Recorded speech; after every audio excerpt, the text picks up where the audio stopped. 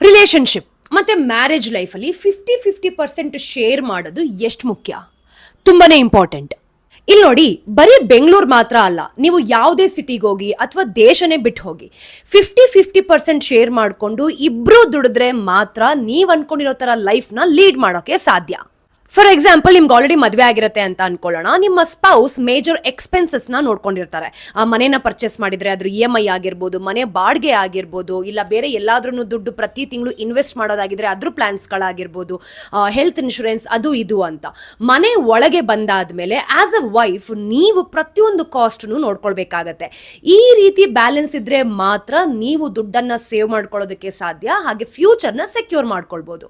We are in 2025. By ನಾವು ಹುಡುಗಿರ್ ತುಂಬಾ ಫೈನಾನ್ಷಿಯಲಿ ಇಂಡಿಪೆಂಡೆಂಟ್ ಆಗಿದ್ದಾರೆ. ಯಾರ ಹತ್ರ ಯಾರು ಕೂಡ ದುಡ್ಡನ್ನ ಕೇಳೋದಿಲ್ಲ. ಇನ್ ಕೇಸ್ ನೀವು ರಿಲೇಶನ್ಶಿಪ್ ಅಲ್ಲಿ ಇದ್ದೀರಾ, ಯಾರನ್ನಾದ್ರೂ ಡೇಟ್ ಮಾಡ್ತಿರ್ತೀರಾ ಅಂತ ಅನ್ಕೊಳ್ಳಿ. ನಿಮ್ಮ ಬಾಯ್ ಫ್ರೆಂಡ್ ಒಂದು 3 ಪ್ಲೇಸಸ್ ಅಲ್ಲಿ ನಿಮ್ಗೋಸ್ಕರ ಖರ್ಚು ಮಾಡಿರ್ತಾರೆ, ಇಲ್ಲಾಂದ್ರೆ ಹೊರಗಡೆ ಕರ್ಕೊಂಡು ಹೋಗಿರ್ತಾರೆ. ನೆಕ್ಸ್ಟ್ 2 ಪ್ಲೇಸಸ್ಗೆ ನೀವು ಆಫರ್ ಮಾಡಿ 50-50 ಇಸ್ ಟೋಟಲಿ ಓಕೆ. ಅದನ್ನ ಬಿಟ್ಟು ಫೈನಾನ್ಷಿಯಲಿ ನಿಮ್ಮ ಬಾಯ್ ಫ್ರೆಂಡ್ಗೆ ನೀವು ಯಾವಾಗಲೂ ಹೆಲ್ಪ್ ಮಾಡೋದು, ಇಲ್ಲ ನಿಮ್ಮ ಗರ್ಲ್ ಫ್ರೆಂಡ್ಗೆ ನೀವು ದುಡ್ಡನ್ನ ಇನ್ವೆಸ್ಟ್ ಮಾಡೋದು, ದಿಸ್ ಇಸ್ ಟೋಟಲಿ ರಾಂಗ್. ಇಂಥ ರಿಲೇಶನ್ಶಿಪ್ ಖಂಡಿತವಾಗ್ಲೂ ಸಕ್ಸಸ್ಫುಲ್ ಆಗೋದೇ ಇಲ್ಲ.